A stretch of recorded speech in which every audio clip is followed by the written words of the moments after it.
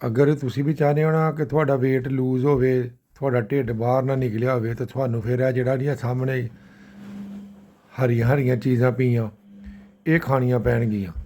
ਇਹਨਾਂ ਦੇ ਵਿੱਚ ਹੀ ਤੁਸੀਂ ਸਾਲਣ ਪਾ ਲੈਣਾ, ਇਹਨਾਂ ਦੇ ਵਿੱਚ ਹੀ ਤੁਸੀਂ ਇੱਕ ਕੜਛੀ ਚੌਲ ਪਾ ਲੈਣੇ ਨੇ, ਅਤੇ ਇਹ ਤੁਹਾਡੇ ਵਾਸਤੇ ਕਾਫੀ ਬਣ ਜਾਣਾ ਹੈ, ਬਹੁਤ ਜ਼ਿਆਦਾ। ਅਤੇ ਇਹ ਤੁਸੀਂ ਖਾਵੋਗੇ ਤਾਂ ਇਨਸ਼ਾਅੱਲਾ 1 ਮਹੀਨੇ ਦੇ ਅੰਦਰ ਅੰਦਰ ਪੇਟ ਤੁਹਾਡਾ ਨਜ਼ਰ ਨਹੀਂ ਆਉਣ ਲੱਗਾ।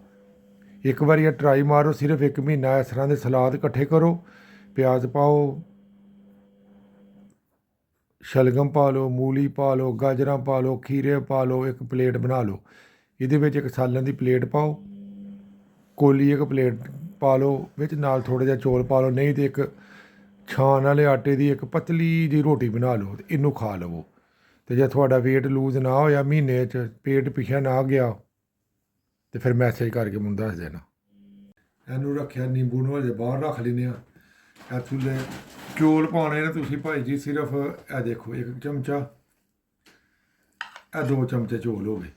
ਤੁਸੀਂ ਚਮਚਾ ਯੂਜ਼ ਕਰਨੇ, ਲੇਕਿਨ ਮੈਂ ਜਿਹੜਾ ਨਾ ਇਹਨੂੰ ਹੱਥ ਨਾਲ ਹੀ ਮਿਕਸ ਕਰਨਾ ਹੁੰਦਾ।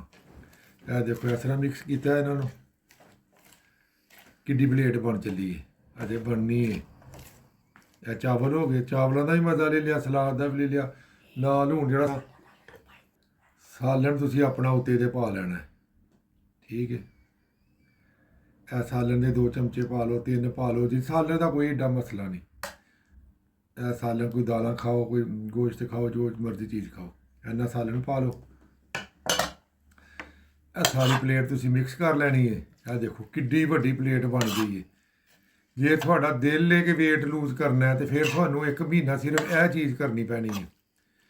ਅਤੇ ਜੇ ਤੁਸੀਂ ਚਾਹੁੰਦੇ ਹੋ ਕਿ ਨਹੀਂ, ਤਾਂ ਫਿਰ ਫਾਇਦਾ ਕੋਈ ਨਹੀਂ ਸ਼ੁਰੂ ਕਰਨ ਦਾ ਇਹੋ ਜਿਹਾ ਚੀਜ਼, ਕਿਉਂਕਿ ਇਹ ਇੰਨਾ ਸੌਖਾ ਨਹੀਂ ਖਾਧਾ ਜਾਂਦਾ ਇਹ ਚੀਜ਼। ਅਤੇ ਬਾਕੀ ਅਗਲੀ ਫਿਲਮ ਤੁਹਾਨੂੰ ਮੈਂ ਵੀ ਵਿਖਾਵਾਂਗਾ, ਅਗਰ ਤੁਹਾਨੂੰ ਇਹ ਲਾਇਕ ਆਉਂਦਾ ਅਤੇ ਫਿਰ ਮੈਂ ਸੁਬਾਹ ਦਾ ਕੀ ਖਾਣਾ ਅਤੇ ਸ਼ਾਮ ਨੂੰ ਕੀ ਖਾਣਾ।